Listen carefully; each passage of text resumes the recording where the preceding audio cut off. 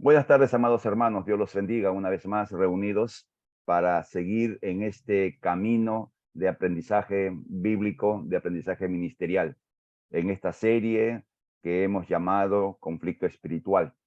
Y durante las semanas previas, con el receso merecido de Navidad, estamos continuando y Dios permita que sigamos en este caminar, porque necesitamos cada día seguir avanzando. Vamos a compartir pantalla para luego, ¿dónde está? Acá está. Comenzar a explicar lo que Dios tiene para nosotros. Veamos el principio, que ustedes ya tienen el PPT o en PDF en su WhatsApp de escuela, ya está esto. Y el principio es muy simple y que lo hemos mencionado reiteradas veces. El adversario sabe cómo y diríamos dónde afectar. Y sencillamente el adversario va a atacar primero lo que amamos. Y puede hacer que amemos el dinero y ahí va a atacarlo. Puede hacer que amemos algo raro y ahí va a atacarlo. Porque cuando uno ama lo que fuera, la relación emocional, la relación espiritual que se tiene con lo que se ama, es muy fuerte y especial. Entonces, Satanás va a atacar eso que amamos para que seamos afectados. Y lo que tenemos. Y Job es el que mejor muestra cómo Satanás ataca. Job capítulo 1 y capítulo 2, que ya creo que ustedes lo conocen muy bien, cómo Satanás primero atacó lo que tenía, y luego atacó lo que amaba, y luego tocó su cuerpo. Y miren, hay una cosa que el diablo dice en Job 1, no, 2, Job 2, 4 y 5. Hay que corregir ahí, por favor, disculpen. Job 2 es. Pero el acusador contestó al Señor, mientras no le toque su propio pellejo, todo va bien. El hombre está dispuesto a sacrificar todo por salvar su vida, pero tócalo en su propia persona y verás cómo te maldice en tu propia cara. Satanás sabe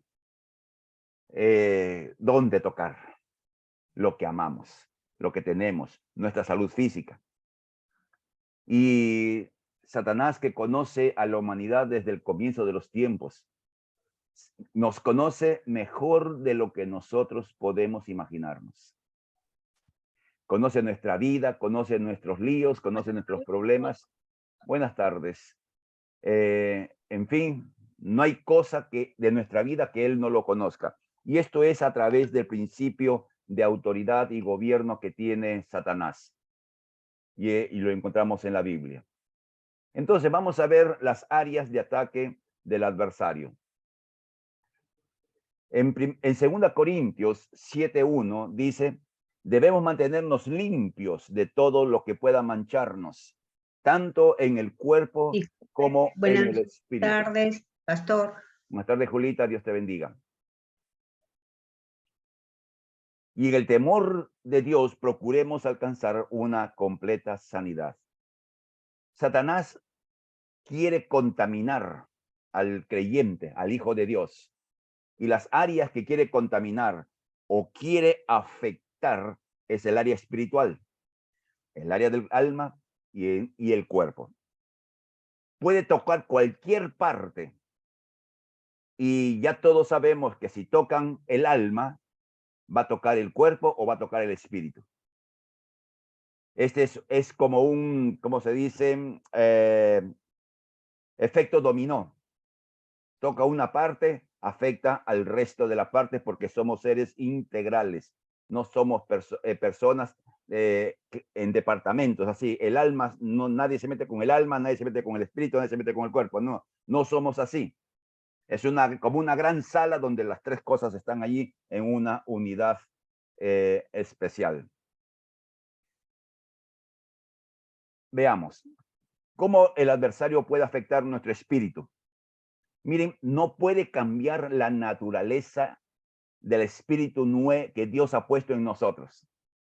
El espíritu que Dios ha puesto en nosotros, que es el espíritu con el cual nacimos, pero es el espíritu renovado, es inalterable en esencia. Cuando leemos en la segunda carta de los Corintios 5:21, el que está en Cristo, nueva criatura es, las cosas viejas pasaron, he aquí, todas son hechas nuevas. ¿Dónde ocurre eso? En el espíritu. Tu espíritu ha sido hecho totalmente nuevo. Y lo que Dios recrea no puede ser cambiado en su naturaleza. No puede ser cambiado, porque lo que Dios hace siempre es perfecto y permanente. Ahora, lo que sí puede hacer Satanás en nuestro espíritu es limitar el rol que tiene el espíritu que está en nosotros, en nuestra vida cotidiana, en nuestra vida de servicio, en nuestra vida cristiana. Es decir, puede frenar el quehacer del espíritu humano regenerado. No lo puede cambiar, pero puede afectarlo en alguna manera. Y cuando el espíritu no cumple su rol, el creyente comienza a vivir bajo el dictado del alma, bajo el control del alma, de sus pensamientos o sentimientos. Ya no hace lo que el espíritu pudiera estar guiándolo, sino hace lo que su mente o su corazón desean hacer. No significa de que la persona deja de ser creyente, que la persona se alejó del Señor, que la persona no es un hijo de Dios, no. Su espíritu está afectado por la acción maligna de Satanás. Vamos a tener preguntas después porque este tema es muy interesante y rico en contenido. ¿Cómo afecta nuestra alma? Y aquí está, como se dice, la madre del cordero, donde se enfoca Satanás a atacar. ¿Cuál es su centro? Entonces, trata de introducir su mentira o revivir las mentiras que han sido sembradas de antemano. Desde que nacimos, la mentira ha sido parte de nuestro diario vivir. No es que, no estoy hablando de que hayamos mentido, sino que hemos escuchado mentiras. Hemos visto mentiras. Y eso el bombardeo constante de un ambiente de mentira, de pensamientos mentirosos, de actitudes mentirosas, de conductas mentirosas, de interpretaciones mentirosas, van metiéndose o afectando nuestra mente. Por ejemplo, un simple ejemplo que es muy común, no en ustedes, por cierto, antes de ser creyentes. Vienen a buscar a papá o mamá, o el papá y la mamá dile que no estoy. Entonces ya le estamos, Que sin no querer, estoy. sin querer queriendo, estamos introduciendo una mentira. O cuando se le dice a un niño, no, que puede copiarse para que pueda pasar el examen. Y así, una serie de cosas. Y a veces mentiras inocentonas o bromas inocentonas se forman parte de la estructura de pensamiento. Que se le diga a un niño o a una niña no vales para nada, por ejemplo. Y se le diga constantemente, ¿no? Esa mentira se establece en su mente. Entonces, ¿qué hace Satanás? Usa las mentiras que ya se han establecido en nuestra mente para limitarnos en este tiempo. O introduce mentiras en nuestra vida como creyentes. Ahora, al afectar los pensamientos, es el propósito que viene debajo de este primer paso, es afectar las emociones. Las emociones no se mueven solas. Las emociones no funcionan independientes. Las emociones funcionan de acuerdo a los pensamientos que están en nuestra mente. O sea, lo que uno piensa determina lo que uno siente. Ahora, detrás de este trabajo en la mente y en las emociones, el propósito final es controlar la voluntad de Dios.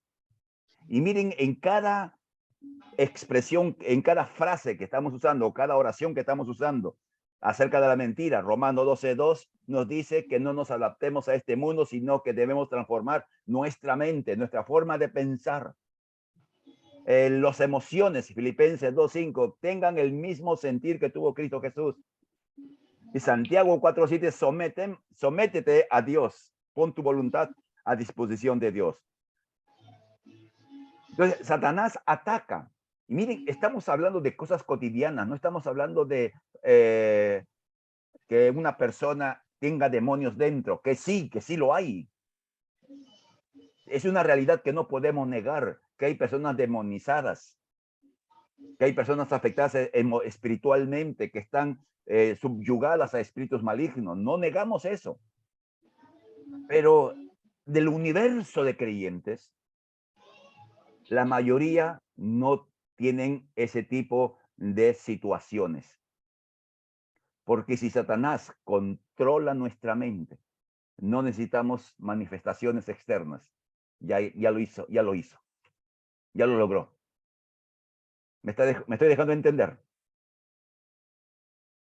O sea, no tienes que botar baba por esto, vomitar, tirarte al suelo, sacudir. Eso se da, lo hemos visto. ¿No? Con el pastor Percy ya hemos visto, batallamos en más de una oportunidad con este tipo de situaciones. Siempre recuerdo cuando estábamos en los encuentros y había ese tipo de problema, mandábamos a otro que ahí pelee con el diablo. Esos tiempos bonitos. Pero eso es algo limitado. El mayor poder del diablo, lo hemos dicho y lo seguimos diciendo, es su capacidad de mentir y hacer que la mentira parezca verdad. Hacernos creer que lo que creemos siendo mentira es realidad, es verdad. Ahora, Satanás nos ataca, pero miren lo que la Biblia nos enseña, que Satanás, el adversario, para poder tocar a un hijo de Dios, necesita de modo ineludible tener el permiso de Dios. No puede atacar a alguien sin tener el previo permiso de Dios. Lo encontramos en el caso de Job y aquí en este pasaje de Lucas 22, 31 y 32. El Señor le dice a Pedro: Simón, Simón, mira que Satanás los ha pedido a ustedes para sacudirlos como si fueran trigos. Pero yo he rogado por ti para que tu fe no falte. Entonces, Satanás quería agarrar a Pedro y si por Satanás fuera a matarlo, pero solamente tenía la capacidad o la posibilidad de zarandearlo. No podía hacer más. Ese era el límite que Dios puso a Satanás.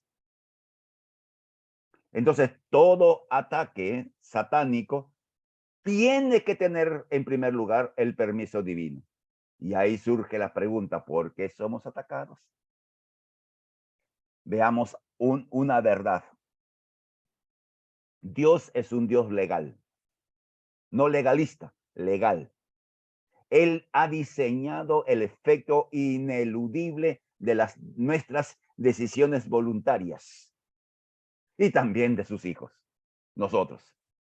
O sea, el efecto de la llamada ley de la siembra y la cosecha no solo se aplica a los creyentes, se aplica de carácter universal. Y miren, el saber popular lo dice de esta manera. Todo real, lo decía antes, en los tiempos aquellos en que los muchachos usaban gomina. Algunos sabrán ese tango. Decía: todo real tiene su medio vuelto. ¿Alguien se acuerda de eso? Pablito, ¿tú has escuchado eso? Percy, ¿has escuchado ese refrán antiguo? No, pastor, no he escuchado. O no has escuchado o no eres tan mayor como yo. No, no lo he escuchado, pastor, la verdad. Lo que está Todavía no diciendo, tiene. lo que está diciendo es sencillamente, si tú haces algo, siempre vas a tener tu recompensa, tu vuelto. Entonces, Dios ha diseñado esa ley.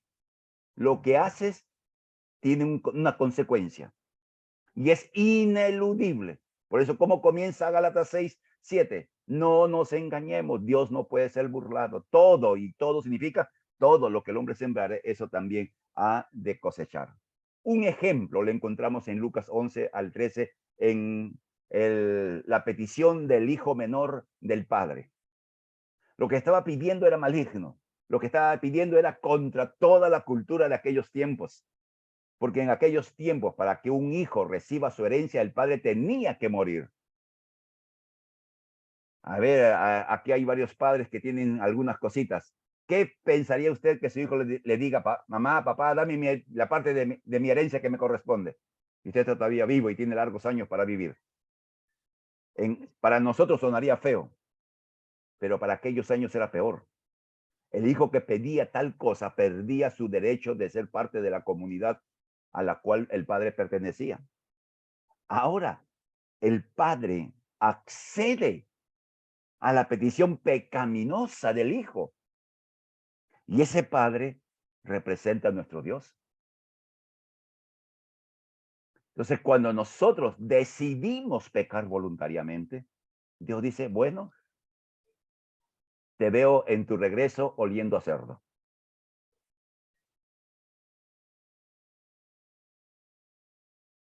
Y es por eso que a veces vemos con tristeza creyentes que fracasan de una manera muy ¿cómo es? Muy fea. O pastores que podemos fracasar de una manera muy fea. Y uno dice, ¿y cómo? ¿Por qué Dios no hace algo? Porque Dios es legal. Dios es legal. Ahora, para terminar en esta tarde, en esta parte de exposición, hay una pregunta común. ¿Por qué Dios no hace algo para no ser atacado? ¿Por qué Dios no hace algo? ¿Por qué no? Nos gustaría, ¿no? Que Dios haga algo para no ser atacados por el enemigo. Es que Dios nunca quebró su justicia en primer lugar. No puede quebrar su justicia. Él respeta nuestra libre determinación y a la vez respeta las peticiones que el diablo haga basado en los derechos legales que adquiere por los pecados, por lo que hacemos, por lo mal que hacemos. Ese es Dios en su justicia. Y como hemos dicho muchas veces y lo repetiremos, Satanás no está desesperado en cobrar la factura. Ahí tiene cuentas por cobrar de cada uno de los, ¿cuántos sabemos? Lo que estemos, está guardando cuentas en el cajoncito que se llama cuentas por cobrar. Y cuando pareciera que todo está bien, es cuando dice, muy bien, llegó la hora de cobrar. Y se presenta el padre. Dice, acá están las cuentas que Luis Meléndez me debe. Y Dios dice, muy bien. Dios puede decir, todo lo que tiene está en tu mano, como le dijo Dios a Job. Todo lo que tiene está en tu mano. Está escrito en Job capítulo 1.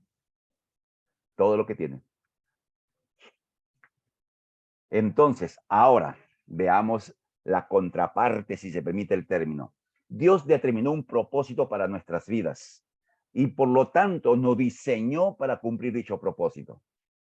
O sea, hay un plan para nuestras vidas y Dios nos ha diseñado para que cumplamos ese plan. Conversaba con un joven en este día sobre este asunto, ¿no? Y le decía, mira, Dios determinó un propósito para mi vida, que yo enseñe. Eso determinó Dios y ahí la evidencia está a la vista. A la edad de 8 años, 7, 8 años, no recuerdo bien exactamente, la profesora de la escuela primaria donde yo estudiaba, el glorioso República de Nicaragua 271, 271, me acuerdo del número, preguntó a sus alumnos, que eran de 5 esquinas, de la Huerta Perdida, de ese barrio un poco complicado que lo era desde antes. Y pues imagínense, todos los niños dijeron lo que pensaban ser. Yo fui el único alumno que dijo, quiero ser maestro. Tenía 7, 8 años y ya había un deseo, no consciente, no un deseo pensado, reflexionado, nada. Nació, quiero ser maestro. En la mañana, en la enseñanza de Habacuc, mencionaba algo de esto.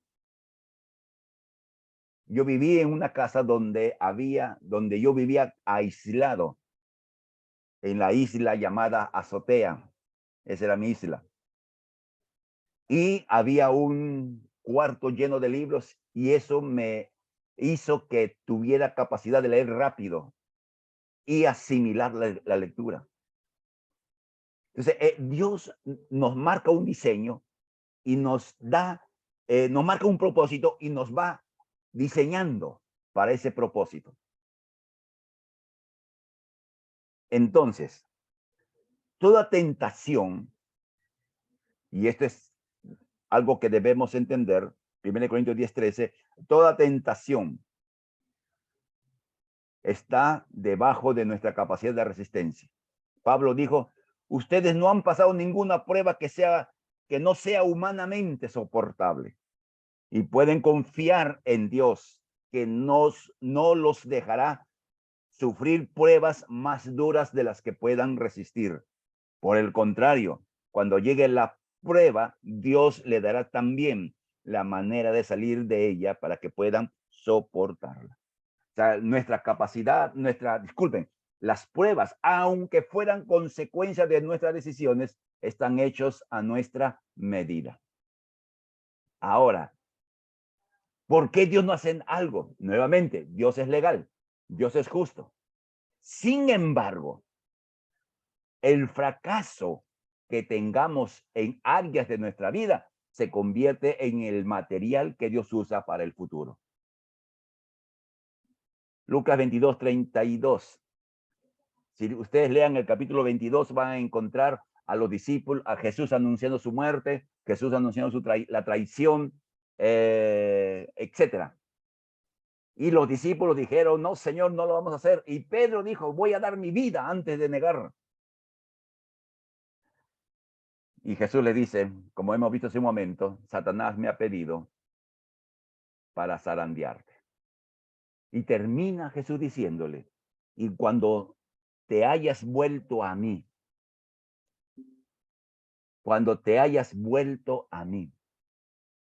es decir, cuando pases la prueba y volvamos al Señor, mira lo que dice, ayuda a tus hermanos a permanecer firmes. Entonces, nuestros fracasos, de una u otra manera, se convierten en ese material que Dios usa en el futuro para ayudar a otros. Es impresionante cómo Dios usa hasta el diablo. ¿Se da cuenta, amado hermano? Cómo Él puede usar a quien menos pensamos para que su voluntad sea cumplida. Un momentito para cerrar esto, dejar de compartir, listo. Aquí estamos. ¿Está Angélica por si acaso por ahí o Ketsu? No están. Ahora a buscar, formar grupos pequeños. Hacemos después las preguntas, ¿ok? ¿Está bien? Vayan anotándola. ¿Cuánto sabemos hoy día? ¿Dónde está vamos a dejar de grabar.